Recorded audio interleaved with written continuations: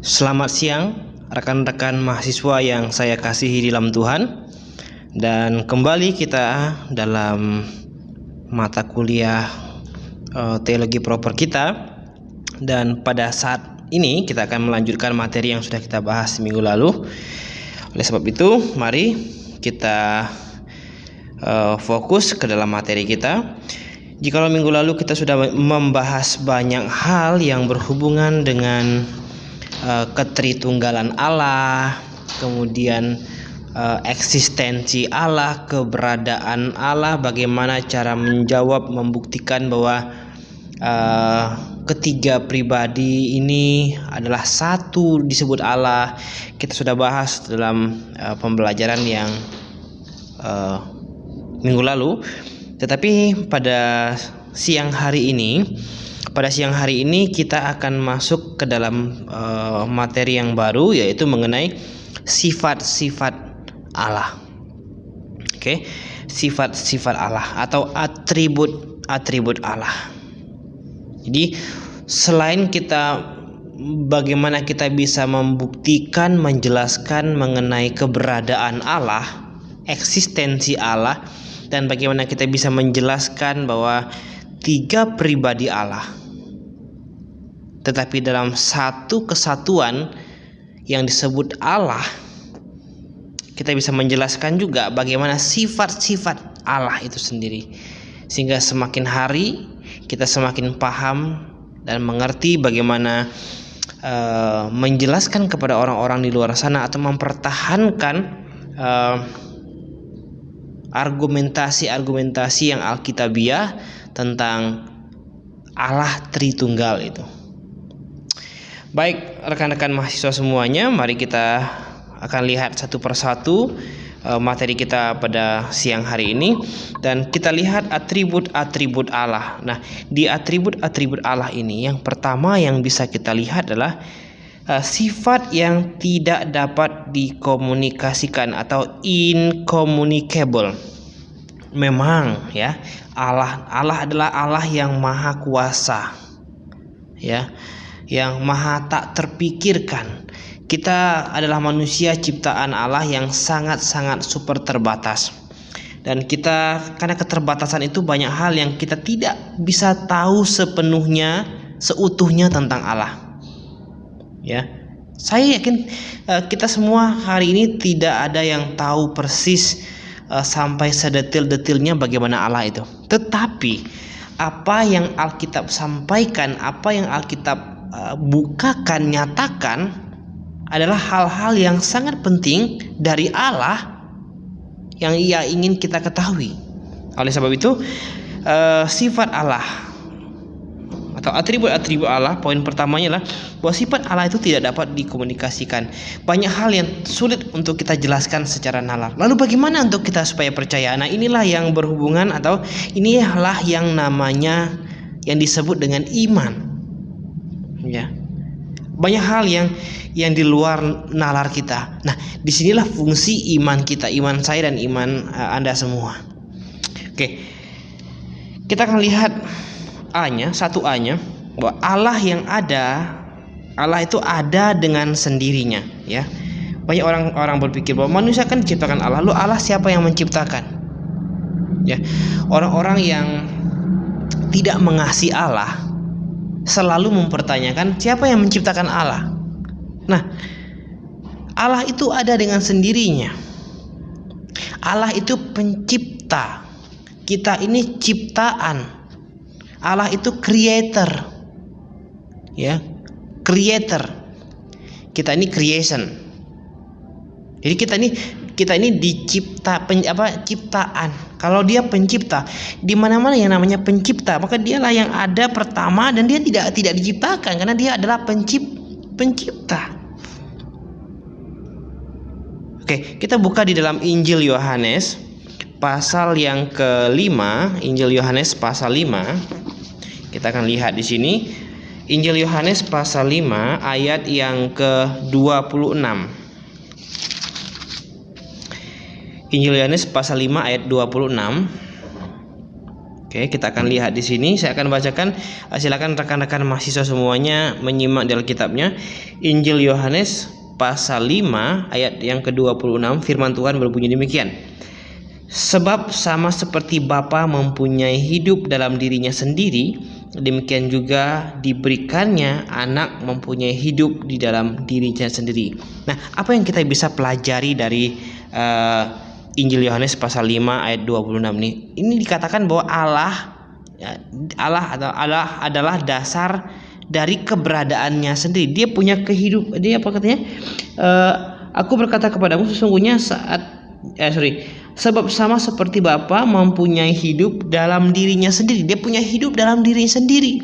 Dia adalah dasar dari keberadaan dia sendiri. Artinya tidak ada yang menciptakan dia. Dia memang sudah ada sebelum segala-galanya ada.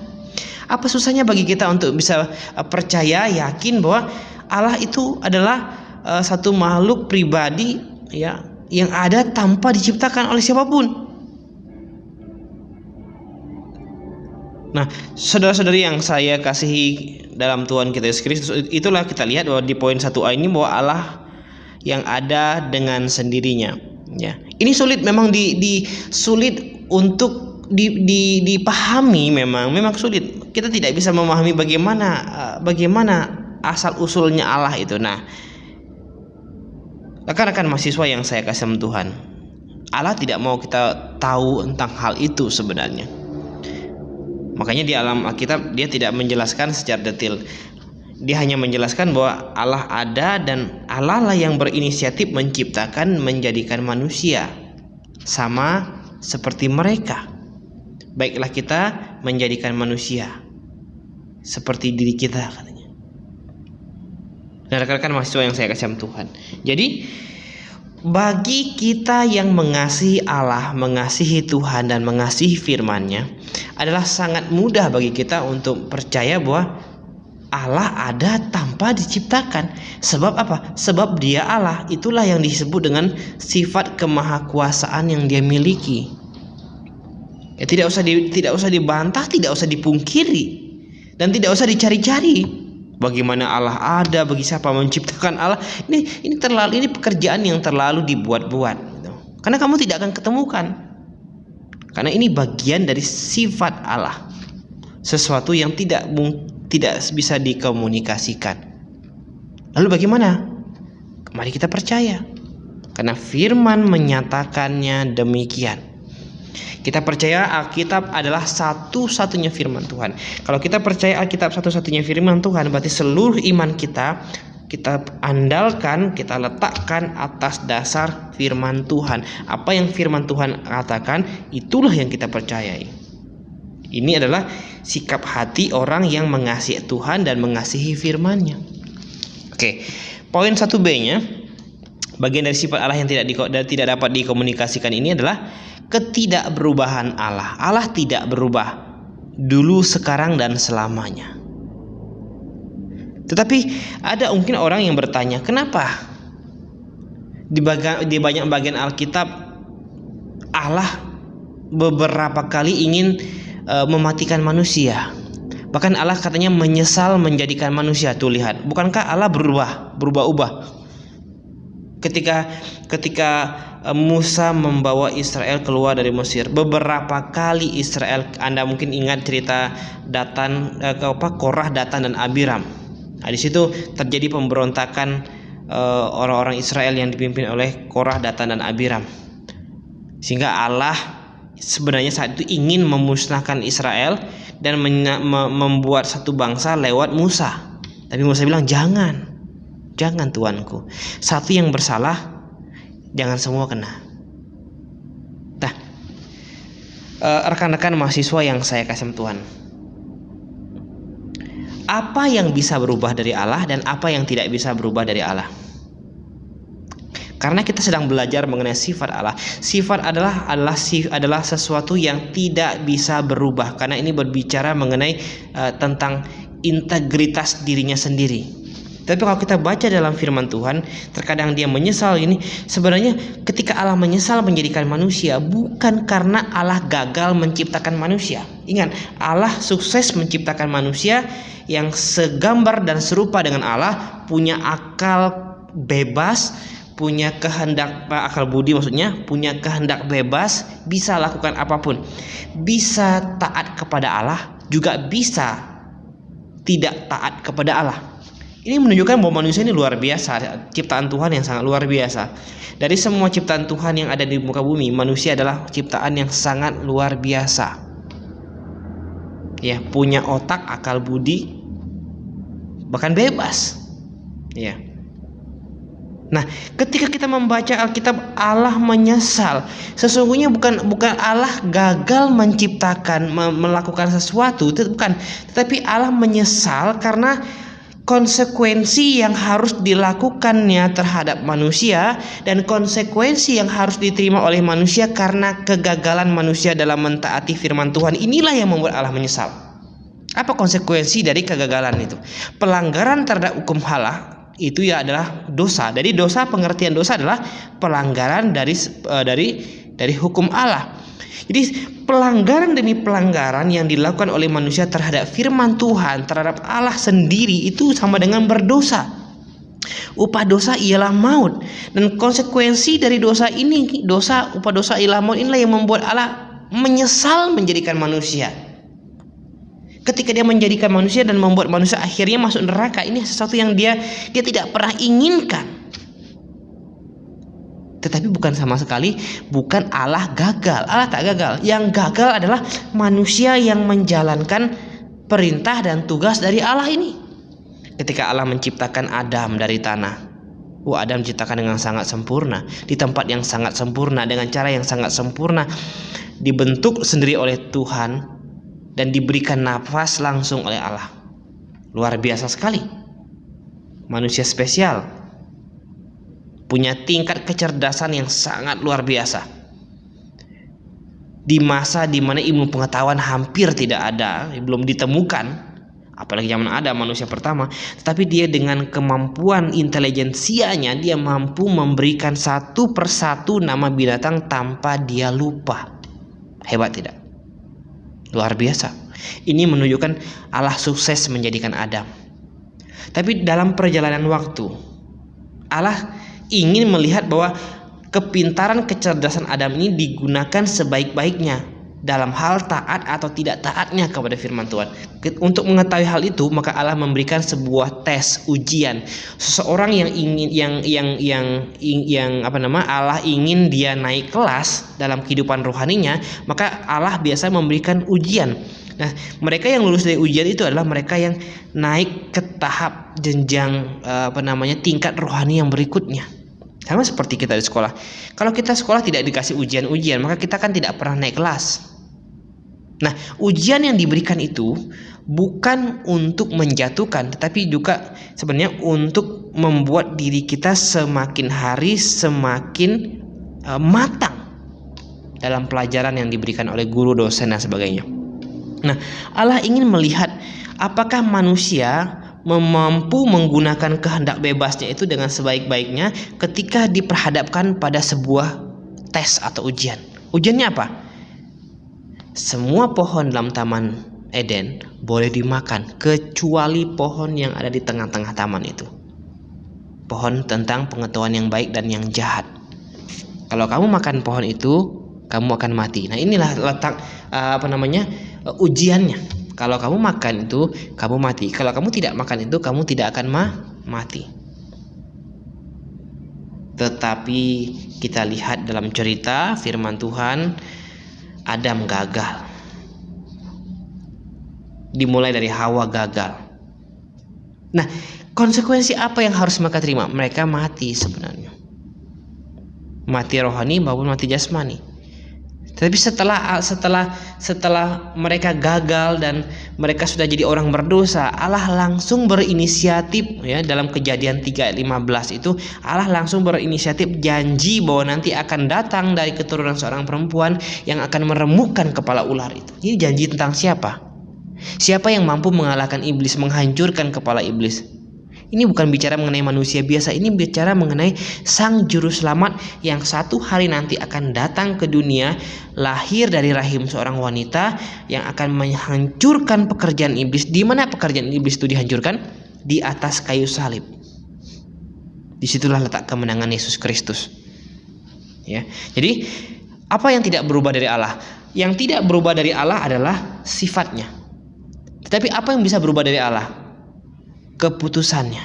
Karena keputusan ini sangat berhubungan erat dengan tanggung jawab manusia. Ketika tanggung jawab manusia itu gagal, manusia gagal menjalankan tanggung jawabnya, maka Allah mengubah keputusan itu.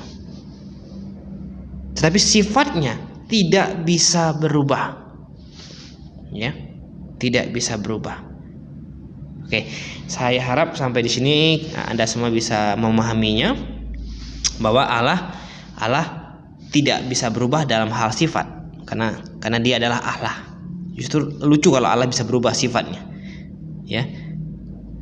Tetapi keputusan Allah bisa saja berubah, sangat bergantung dari kondisi manusia, karena keputusan itu dibuat untuk manusia jalankan, ya. Kemudian poin 1C-nya adalah sifat Allah yang tidak dapat dikomunikasikan ini adalah ketidakterbatasan Allah. Oke, tidak terbatas. Allah tidak terbatas. Ketika Allah menciptakan langit dan bumi ini, terutama bumi ini, Allah menciptakan dalam 6 hari. Dan 1 hari Dia istirahat. Apakah Allah capek? Bukan. Sebenarnya ini adalah pola yang Allah berikan, yang nanti akan dilakukan oleh manusia terus menerus selama masih ada dunia ini. Artinya apa? Pola ini adalah pola di mana yang kita terapkan hari ini. 6 hari bekerja, 1 hari istirahat. Ini pola yang sangat baik. Kenapa? Karena manusia butuh istirahat, tubuh manusia butuh istirahat. Manusia bukanlah robot. 6 hari bekerja, maka 1 hari istirahat. Jadi penelitian mengatakan bahwa jantung terlalu capek digunakan untuk beraktivitas, bekerja sebagainya, juga cepat rusak. Olahraga ekstrim terlalu berat, cepat rusak. Tetapi sebaliknya juga, kalau misalnya jantung jarang dipakai untuk beraktivitas, artinya misal kita balik, kerja 6 hari, istirahat 1 hari, atau dibalik, kerja 1 hari, istirahat 6 hari, maka juga akan mengalami kerusakan karena terlalu jarang dipakai. Nah, pola yang Tuhan berikan ini adalah pola yang the best. 6 hari kita diizinkan bekerja, 1 hari khusus untuk istirahat, memulihkan tenaga. Itu pun kalau kita di Indonesia kerjanya 8 jam, ya, tidak lama. Ada waktu istirahat, malam hari kita bisa beristirahat. Nah, ketidakterbatasan Allah tidak terbatas, ya. Ya, Dia bebas dari segala sesuatu. Manusia berada di dalam waktu, dibatasi oleh waktu, pagi, siang, dan malam. Tapi Allah tidak dibatasi oleh waktu. Ya. Manusia terkendala oleh tenaga, ya, energi, tetapi Allah tidak. Nah, kita lihat, ya. Kita lihat beberapa ayat di sini bahwa mulai dari Ayub. Kita mau lihat Ayub. Oke, kita mau lihat kitab Ayub.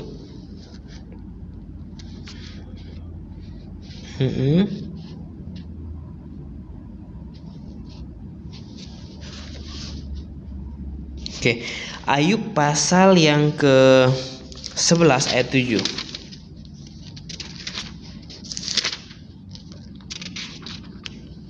Ayub 11 ayat yang ke-7. Firman Tuhan berbunyi demikian, dapatkah engkau memahami hakikat Allah, menyelami batas-batas kekuasaan yang maha kuasa? Ini ayat sebuah pertanyaan. Dapatkah? Oh, tidak dapat. Tidak ada yang dapat memahami hakikat Allah, menyelami batas-batas kekuasaan yang maha kuasa. Tidak ada. Karena Dia Allah. Manusia terbatas, Allah tidak terbatas, ya. Tidak ada yang dapat menyelami Allah. Tetapi kita dapat mengetahui tentang Allah sebatas yang Alkitab jelaskan. Sampai suatu hari nanti ketika kita ada bersama-sama dengan Allah di surga. Disitulah kita akan bertemu muka dengan muka dan kita akan tahu persis siapa Dia. Karena di sana nanti kita punya pengetahuan jadi sempurna, lebih sempurna dari apa yang kita miliki hari ini di dunia. Kemudian berhubungan dengan ketidakterbatasan, Dia sempurna secara, dan kesempurnaannya itu bersifat absolut. Ya. Kemudian kita lihat Mazmur pasal 90.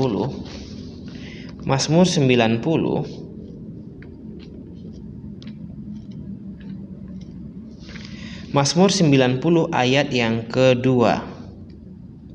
Oke. Sebelum gunung-gunung dilahirkan dan bumi dan dunia diperanakan, bahkan dari selama-lamanya sampai selama-lamanya Engkaulah Allah. Ya, lihat di sini bahwa ketidakterbatasan Allah ini berhubungan dengan kekekalannya. Yang tadi sudah kita singgung di awal bahwa Allah itu kekal, ada sebelum segala sesuatu ada. Bahkan pemazmur menulis sebelum gunung-gunung dilahirkan. Gunung ini kan bagian dari bumi, daratan. Sebelum bumi dan dunia diperanakan, Allah itu ada. Engkaulah Allah. Jadi ini berbicara mengenai kekekalan Allah. Allah itu kekal. Kemudian 1 Raja-Raja, kita buka dalam 1 Raja-Raja, pasal 8. 1 Raja-Raja pasal 8 ayat yang ke-27. 1 Raja-Raja pasal 8 ayat 27, firman Tuhan berbunyi demikian. Tetapi benarkah Allah hendak diam di atas bumi? Sesungguhnya langit, bahkan langit yang mengatasi segala langit pun tidak dapat memuat Engkau. Terlebih lagi rumah yang kudirikan ini. Ini doa Salomo. Ya, jadi ini menjelaskan mengenai kebesaran Allah itu. Allah itu maha besar. Karena Dia Allah maha kuasa. Ya, Allah tidak terbatas. Manusia penuh dengan keterbatasan. Oleh sebab itu, kita yang penuh dengan keterbatasan ini jangan membuat Allah seolah-olah jadi terbatas seperti itu. Dengan kita percaya mengajarkan bahwa Yesus bukan Allah, ini sebenarnya kita sedang mempersempit Allah itu. Allah yang maha kuasa, maha sempurna secara absolut, kekal dan maha besar, ini dibuat kecil oleh kita. Hanya karena kesalahpahaman kita dalam memahami firman Tuhan, kegagalan kita dalam memadukan ayat yang satu dengan ayat yang lain, sehingga kita langsung membuat sebuah pengajaran bahwa Yesus bukan Allah.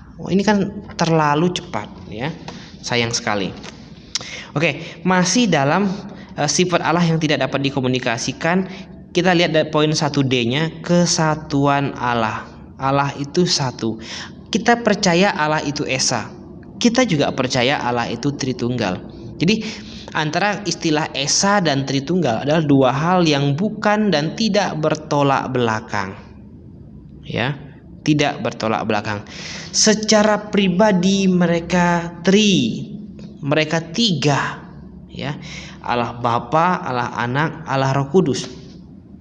Tetapi secara kealahan, kemahakuasaan, sifat-sifat mereka satu disebut Allah.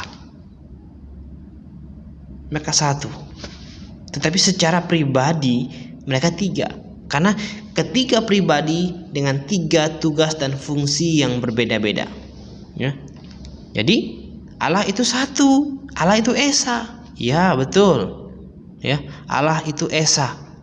Tetapi Dia juga Allah yang memiliki tiga pribadi. Dan tiga pribadi Allah ini bukan menunjukkan bahwa Allah jadi tiga, bukan. Tapi Allah satu. Mereka satu kesatuan, ya. Mereka satu kesatuan, satu kuasa, satu otoritas, satu sifat yang disebut Allah.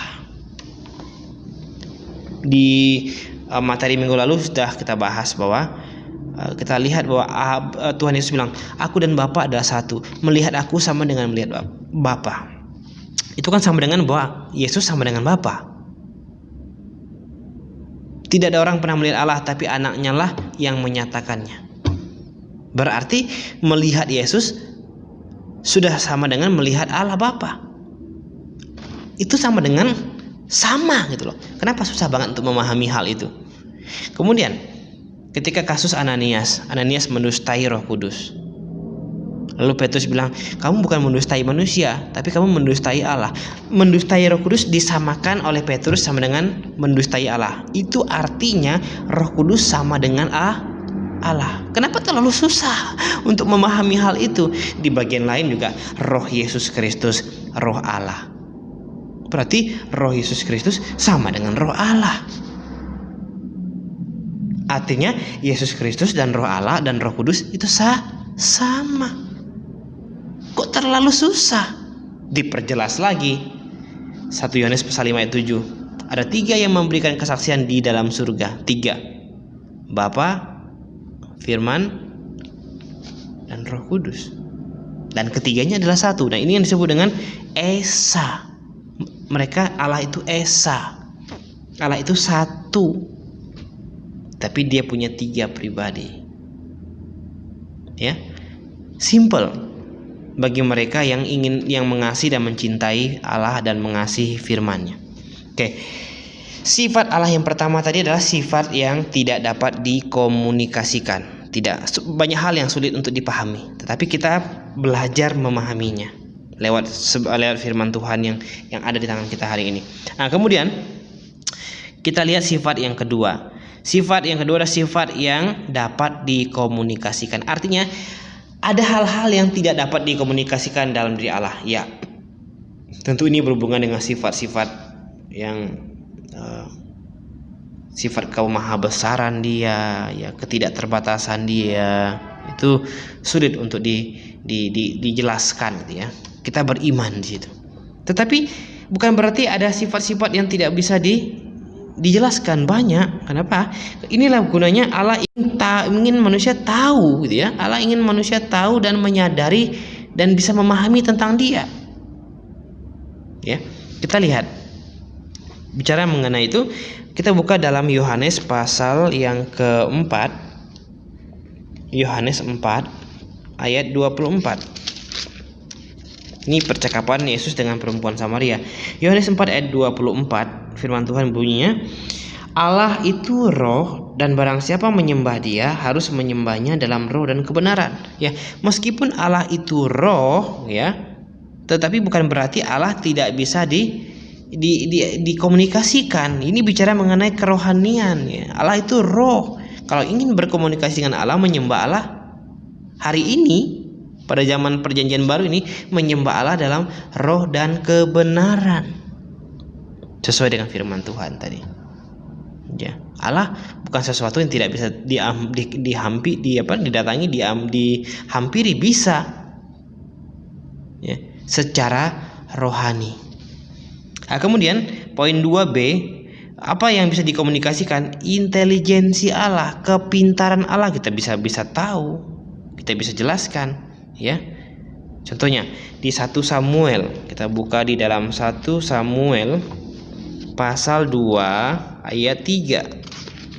1 Samuel pasal 2 ayat yang ketiga, firman Tuhan bilang begini, janganlah kamu selalu berkata sombong, janganlah caci maki keluar dari mulutmu, karena Tuhan itu Allah yang maha tahu, dan oleh Dia perbuatan-perbuatan diuji. Nah, dari sini kita lihat bahwa Allah ini maha tahu. Ini bicara mengenai pengetahuannya. Nah, kita bisa menjelaskan kepada orang di luar sana bahwa Allah itu bukan Allah yang tidak maha tahu, Dia adalah Allah yang maha tahu. Bahkan mampu meneropong sampai ke relung-relung hati manusia, dan tidak ada yang tersembunyi di hadapan Allah. Ya. Jadi Ia mengetahui segala sesuatu, baik yang aktual maupun yang potensial. Ini secara pengetahuan, ya.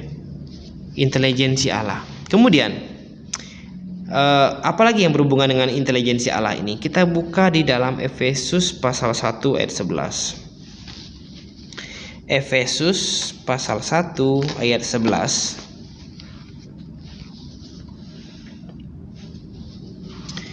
Efesus pasal 1 ayat 11, firman Tuhan berbunyi demikian.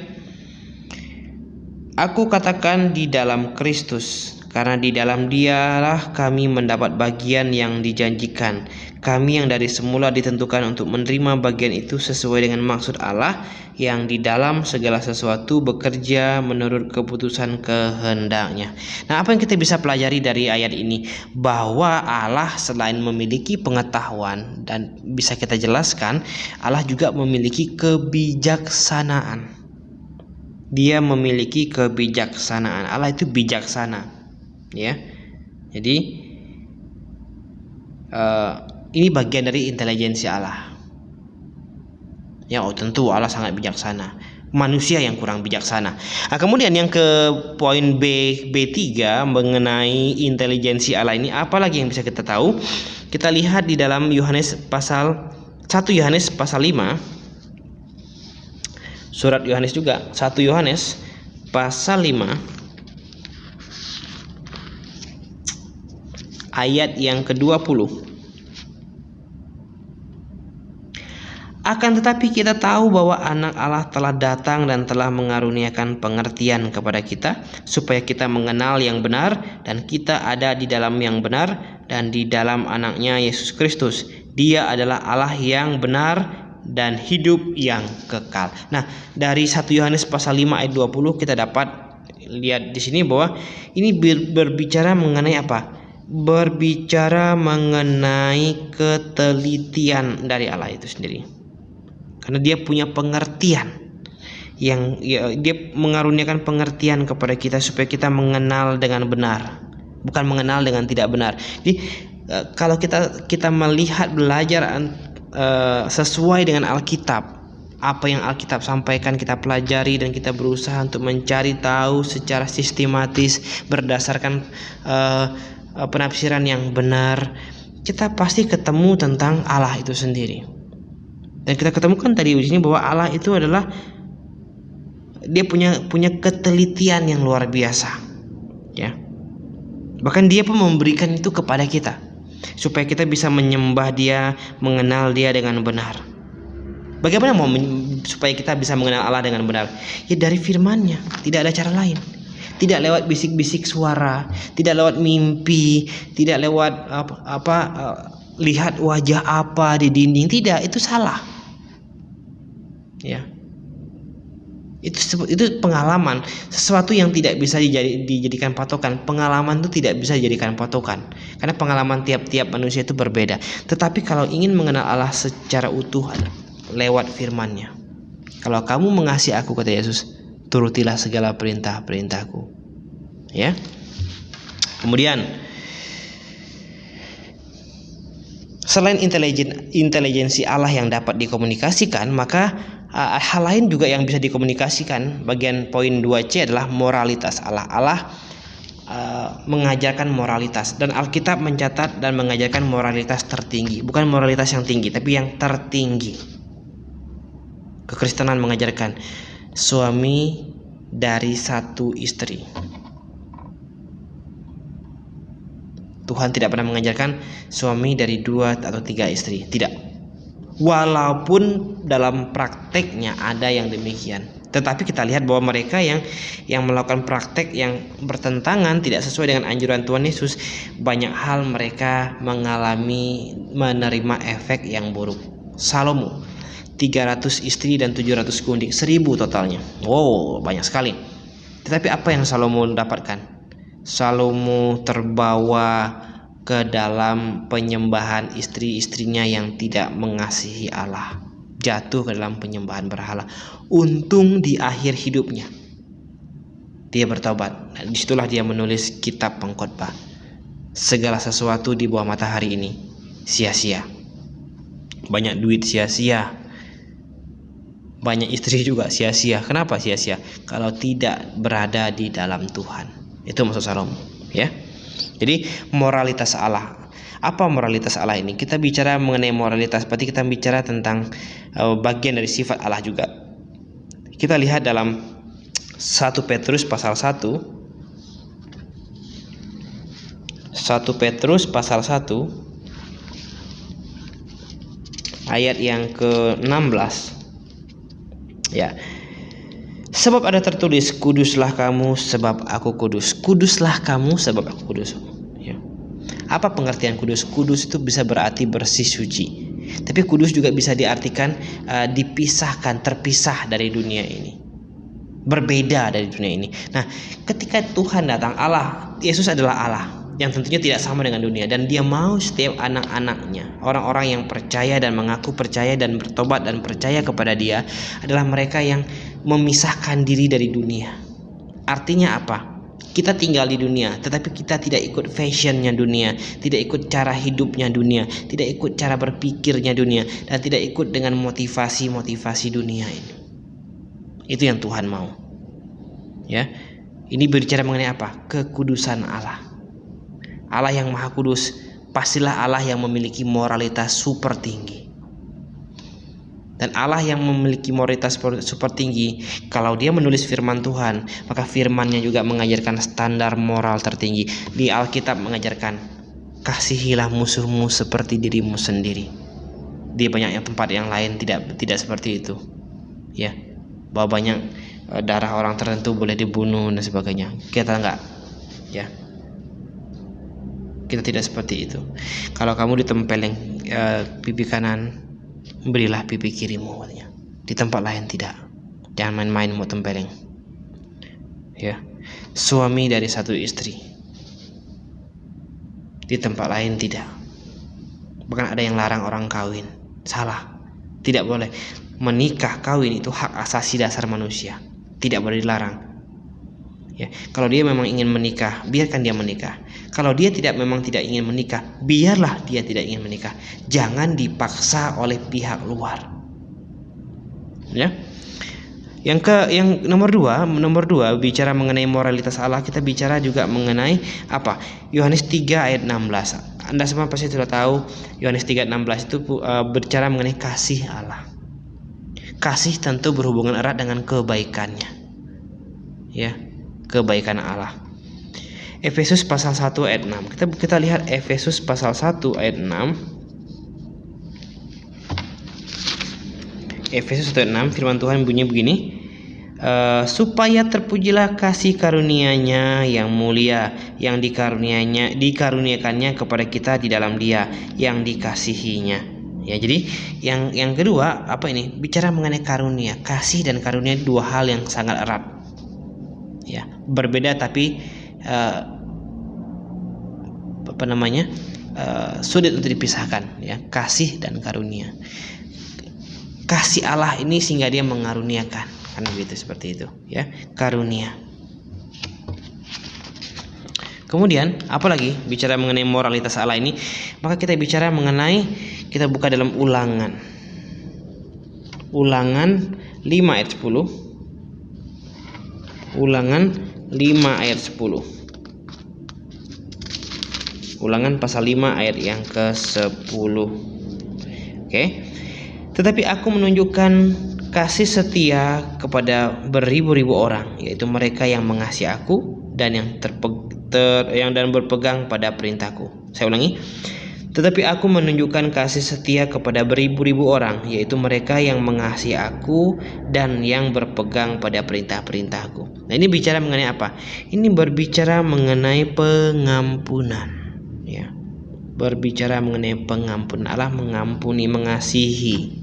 Ya, khususnya mereka yang mengasihi Dia. Ya. Kemudian kita buka lagi dalam 2 Petrus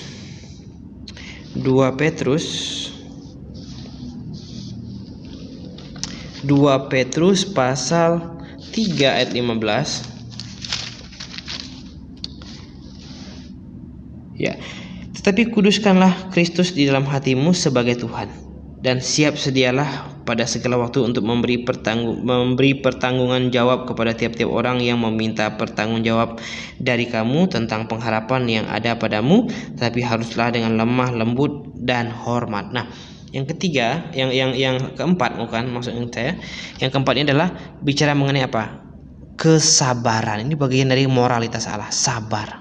Dan dia sudah menunjukkan bagaimana dia begitu sabar menghadapi manusia. Dia datang ke dunia, justru dia disalibkan oleh manusia yang dia ciptakan. Luar biasa sabar, ya. Kemudian kita lihat masih dalam moralitas ini, yang ketiga, bicara mengenai moralitas, bahwa kita buka dalam Yohanes pasal 17, Injil Yohanes pasal 17. Yohanes pasal 17. Oke. Ayat yang ke 25. Ya Bapa yang adil, memang dunia tidak mengenal Engkau, tapi aku mengenal Engkau, dan mereka ini tahu bahwa Engkaulah yang mengutus aku. Nah, apa yang kita bisa pelajari di sini, bahwa ini bicara mengenai kebenarannya. Ya, dunia memang tidak tahu, tapi aku mengetahui Engkau, dan Engkau mengenal aku, dan mereka juga mengenal Engkau. Ini bicara mengenai kebenarannya, ya. Allah yang bermoralitas adalah Allah yang memberikan kebenaran dan tidak mengajarkan ketidakbenaran. Dia senantiasa dan suka dengan yang namanya kebenaran. Oleh sebab itu kita belajar Alkitab dan mencari kebenarannya, bukan mencari pembenaran akan apa yang kita lakukan. Itu dua hal yang berbeda, ya. Masih di dalam moralitas Allah, kita bicara mengenai kedaulatan. Allah itu berdaulat, betul. Berdaulat itu berhubungan erat dengan kemahakuasaan Allah. Apa saja yang dia buat terserah dia, tidak ada yang boleh protes. Tidak ada manusia yang boleh menyalahkan Allah, karena dia berdaulat melakukan apapun. Ya. Allah berdaulat atas apa saja? Allah berdaulat atas ciptaannya. Oh iya dong. Saya mau ngapain aja terhadap apa yang saya buat, tidak ada boleh orang lain marah. Saya berdaulat atas apa yang saya buat, apa yang saya bikin. Tidak ada orang boleh marah. Allah juga sama. Tidak ada orang yang boleh komplain dengan apa yang Allah buat. Tapi Allah tidak pernah mendatangkan keburukan kepada manusia. Ya, Allah justru ambil bagian untuk mendatangkan kebaikan bagi manusia. Cuma manusia sendiri yang belum bisa melihat hal itu. Allah berdaulat atas apa saja? Allah berdaulat atas pemerintah. Pemerintah yang benar adalah pemerintah yang takut akan Allah. Pemerintah yang benar adalah pemerintah yang menjamin kebebasan orang untuk bersekutu, percaya. Tidak ada boleh ada orang yang memaksakan imannya, kepercayaannya kepada orang lain. Nggak boleh. Negara harus hadir di situ. Harus hadir. Ya. Kedaulatan Allah berhubungan dengan apa lagi? Selain dengan pemerintah, kedaulatan Allah berhubungan dengan pemilihan. Allah berdaulat memilih apa saja, terserah. Tetapi Allah memilih sesuatu pasti ada syaratnya. Ya, kita buka dalam Roma 9. Roma 9 ayat 15. Tetapi ia berfirman kepada Musa, aku akan menaruh belas kasihan kepada siapa aku mau menaruh belas kasihan, dan aku akan bermurah hati kepada siapa aku mau bermurah hati. Oh ya, betul. Ini menunjukkan kedaulatan Allah. Dia boleh saja, Allah menaruh belas kasihan kepada siapapun, silakan. Tidak ada yang boleh komplain. Kenapa dia begini? Kenapa saya begitu, Tuhan? Nggak boleh. Tuhan tidak baik, Kak.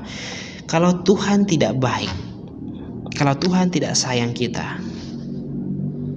maka kita habis. Betul nggak? Wah, Tuhan tidak pernah memberkati saya. Lihat hidup saya begini-begini terus. Hati-hati kalau kamu berani, kalau kamu bicara seperti itu. Kenapa? Adanya kamu hari ini masih menghirup udara itu bentuk Allah mengasihi kamu luar biasa. Coba kalau Allah bilang, udah, si Budi hari ini selesai hidupnya, mau bilang apa? Jadi jangan bilang Allah tidak mengasihi engkau. Allah mengasihi kamu. Bahkan Allah sangat mengasihi kamu. Yang dia justru Allah sekarang menunggu kamu mengasihi dia, tidak. Tunjukkan. Firman Tuhan berkata, kita mengasihi Allah karena Allah lebih dahulu mengasihi kita.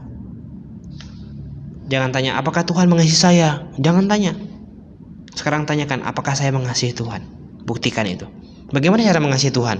Bikin stiker besar-besar di mobil, bikin stiker besar-besar di rumah, tulisan I love Jesus? Bukan, itu bukan cara mengasihi Tuhan. Itu sok-sokan, sombong.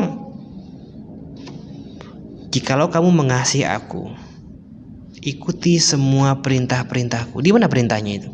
Di Alkitab. Ini berisi perintah-perintah. Ikuti itu. Karena firman Tuhan adalah standar operasi rohani kekristenan.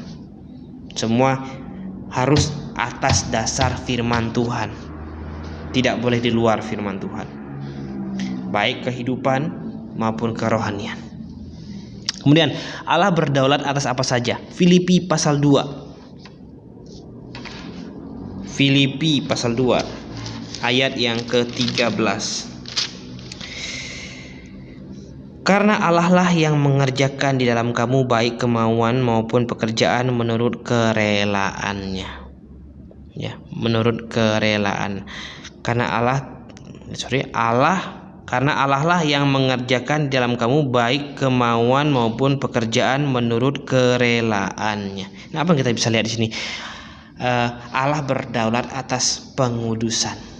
Ketika orang percaya, kaya bertobat dan percaya dan mengaku Yesus Kristus sebagai Tuhan dan Juru Selamat yang sudah menanggung semua dosa saya, maka pada saat itu, ya, saya sudah menjadi milik Allah.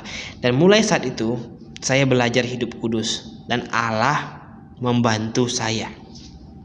Roh Kudus yang tinggal dalam hati saya pada saat saya bertobat dan percaya, Dia membantu saya agar semakin hari saya semakin kudus. Kuduslah kamu sebab aku kudus. Ya. Kemudian Allah berdaulat atas apa saja. 1 Petrus pasal 3 ayat 17 bunyinya begini, dan jika kamu menyebutnya Bapa, yaitu Dia yang tanpa memandang muka menghakimi semua orang menurut perbuatannya, maka hendaklah kamu hidup dalam ketakutan selama kamu menumpang di dunia ini. Allah berdaulat akan apa saja. Yang terakhir, Allah berdaulat atas penderitaan. Allah berdaulat atas penderitaan. Ya. Allah tidak pernah berjanji, Tuhan tidak pernah berjanji kalau kamu percaya aku, kamu akan everything is okay. Hari ini banyak sekali teologi kemakmuran yang mengajarkan kalau kamu percaya Yesus, kamu akan begini-begini, kamu akan nyaman hidupmu, kamu akan sukses, kamu akan bebas dari ini, bahkan kamu akan lepas dari kutuk operasi dan sebagainya. Oh, ini jelas sudah bertentangan dengan firman Tuhan. Saya katakan, kalau teologi kemakmuran, teologi sukses itu benar, sesuai dengan Alkitab dan apa yang diajarkan banyak pendeta hari ini benar tentang hal itu, maka sebenarnya ada 13 miliarder terkaya di dunia sepanjang sejarah manusia, yaitu apa? 12 rasul plus Paulus, 13. Karena mereka adalah rasul Yesus Kristus yang ikut langsung bersama Kristus. Tapi apa? Tidak, mereka hidup dengan sangat kesederhanaan, bahkan kerap kali kekurangan, kelaparan dan sebagainya. Karena bukan jaminan jasmani yang Tuhan janjikan, tapi jaminan rohani. Nanti ketika Tuhan datang jemput kita dan kita ada di surga, disitulah nanti kita tidak akan pernah sakit, tidak akan pernah mati, tidak akan pernah mengalami penderitaan badani lagi. Oke. Baik rekan-rekan mahasiswa semuanya, kita cukup sekian. Jadi pembahasan kita di sesi ini kita bahas tentang sifat-sifat Allah, dan saya harap kita semua bisa memahami dan mengerti dengan baik bagaimana sifat-sifat Allah dan semakin hari mengenal Allah itu. Nah, kiranya Tuhan Yesus yang menyertai kita semua. Mari kita berdoa. Bapa di surga, terima kasih Tuhan, kami sudah belajar. Tuhan tolong kami, biarlah Roh Kudus dalam hati kami membantu kami mengerti dengan baik setiap firman yang kami pelajari. Dalam nama Tuhan Yesus kami berdoa. Amin. Selamat siang.